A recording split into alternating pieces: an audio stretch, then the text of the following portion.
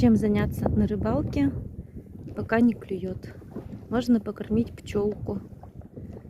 Она пристала к нам, точнее, она приземлилась на лодку. Сильный ветер, спасается здесь от ветра. Я положила ей вареную сгущенку. И вот, если обратить внимание, она хоботком ее кушает. Пчелка старенькая, похоже, потому что у нее холка, видите, как поизносилась. Это мне моя тетя рассказала, пчеловод, что если... Лысина уже у нее проглядывает. И если холка у пчелки вот такая вот уже потертая, значит она старенькая.